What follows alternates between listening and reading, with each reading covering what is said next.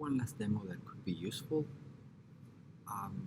is just about forms. I'm actually going to create very quickly a new database,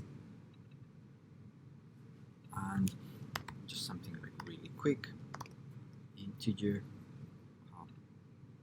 auto value, then name, that's fine. I'm going to put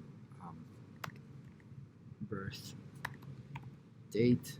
This is obviously going to be a date. I'm going to put something like fee, decimal, decimal places 2, and then we're going to have here the format of currency. It doesn't have to be any more complex than this, and we're going to call it club member. So if we actually want to get make an input form for this, you've actually noticed that we've worked with queries and reports. Now the form is actually very straightforward. Form wizard, you basically select your you select the table that you want to create a form. Then we actually just put all the fields. This is actually going to be quite familiar to a report. The subforms are required only when you have a very complex database with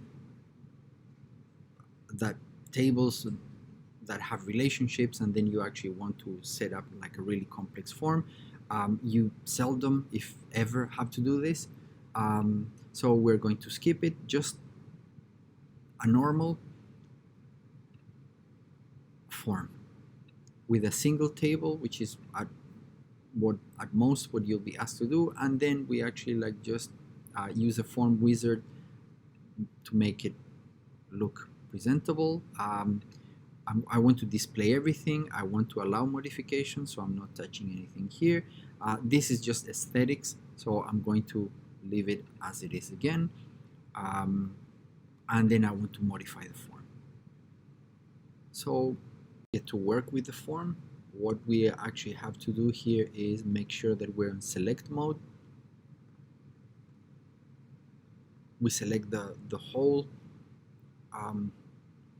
set of fields, and here you can of course use your arrow buttons and the mouse, but make sure that if you use the mouse, you have to see this hand in order to move the selection around. In order to create something like a title, we just use a label as usual, and I'm going to double click on it, and then here I actually just put label club member entry form, for example. This is just so we have something, and then here if you actually find, okay, this doesn't really look like a title, we can go down. The alignment, I'm going to center it, and then vertical alignment, I'm also going to actually say, instead of the bottom, I want the middle. And of course the font, we can change it to something more relevant like Arial, and let's say okay, 24 points, and I'll set it to bold and italic. Now obviously we need a little bit more room here, so I can change it around. Now we've got our basic form. If you wanted, of course, you could actually put here another label field with I'm just going to put a placeholder instructions. If you remember, these are actually the things that make a good form. And here we can actually say, for example, fill all fields except ID. So we can actually do that, and this would be our instructions.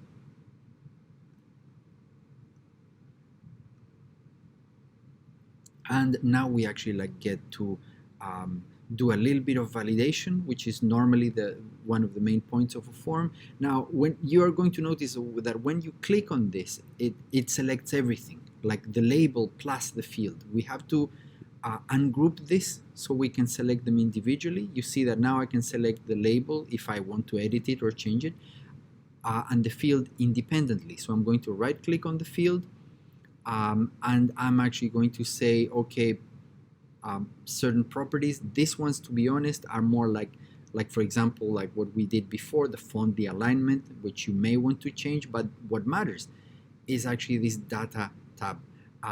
Obviously, I want the name to be input, so we are actually like forcing it. It's a presence check. Then I'm going to close this. The birth date, again, we have to ungroup. Remember to do that. And what I'm actually going to do with this is that I want the input to be a little bit fancier. So I'm going to delete that, and I'm going to have a date field here. Now I'm going to obviously like make it look a little bit nicer.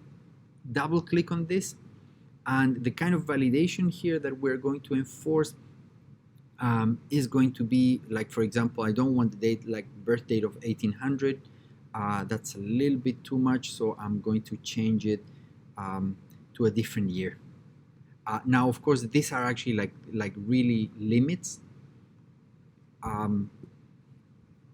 and I'm going to actually like put here something like, yeah, this is a little bit too much. They are basically like extremes. We can leave them there, but just to let you know, like here, for example, we can have different date formats. Nothing actually like important. Default date, you can actually like put it. What we do want here is to find the drop down. There it is. If you actually add a drop down, we can actually like have something nice, which is when you click on it, it's going to display a calendar. Now here for the fee, for example, like this one, actually, like we said that it should be obviously numerical. We did some formatting, so here I'm actually going to expand it a little bit more. And if we double click, I want to ensure that the format is what I actually want, which is currency. It should be, but this, remember, this is a form, it's independent from the field itself. I don't need negative numbers in red, but I actually do want the 2 decimals.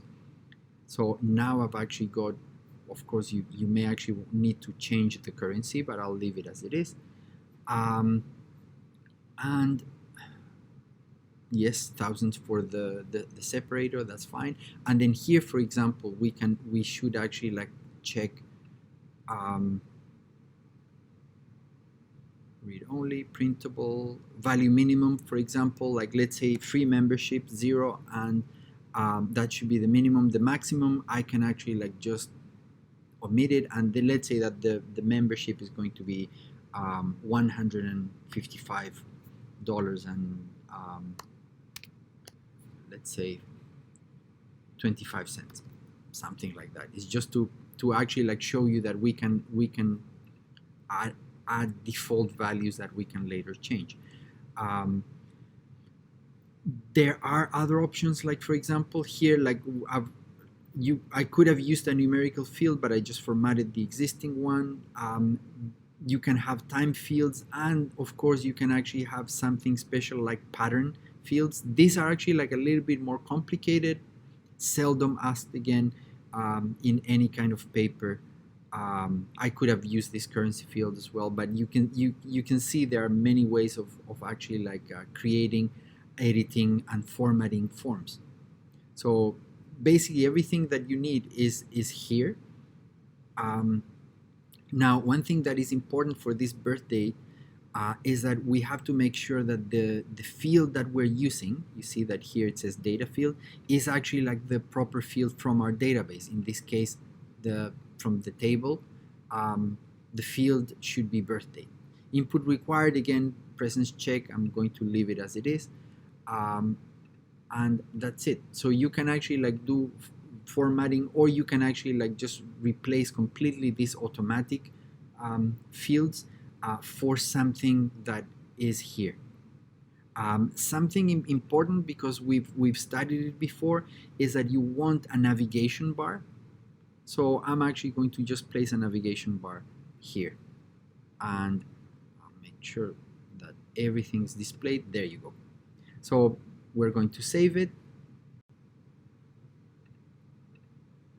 And something simple but effective, this ID is actually like automatically generated, so we don't really have to input anything. So I'm going to double click. This is actually like just to disable the entry, so I don't actually like need to do something like, for example, like this ungrouping that we did before. You can do that if you want, but basically it's the same result. Like, we're looking at the same thing, that you need to just go to the general properties and disable the input of this field. So we're going to input the name, the birth date, and the fee. The fee will have a default and that we can actually change, and that's basically everything that we'll do with this sample form. Of course, you can have more fields. You can actually like use different forms of input, combo boxes, etc. This depends a lot on the database, the exercise, but forms are actually like pretty straightforward, so I don't anticipate any major issues with that. You just have to watch this video and hopefully like get the hang of them. Now this is actually like everything that we need to do in terms of the design of the form. Now we can double click on it and then start using it. I've added one field just so it's not like completely empty. So here, if we go next record, or if we click on new record, we can start adding Sam Smith, for example, and then here for the birth date. Unfortunately, when you have this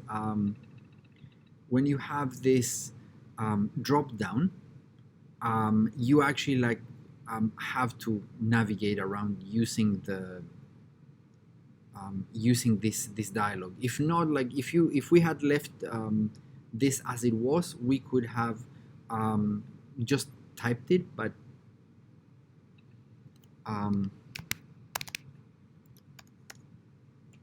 that's actually like just to show you that we can use different form controls and styles. I'm obviously going to save the record, and now you can actually like see that we've got a couple of records. We've got our entry form, and we can input our data. So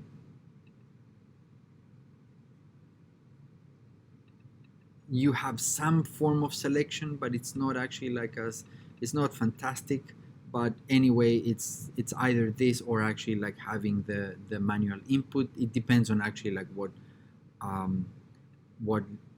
you want. I'm going to just select like any date, and then we save the record. Here, of course, like you can actually like sort ascending, descending. You have some basic options, so we can actually like use our fields. Now, of course, like you have to choose the field that we want, and then we actually like get sorted by name. So this is just an example of how we can use forms. Hopefully it's going to be useful to you, and again, good luck with everything.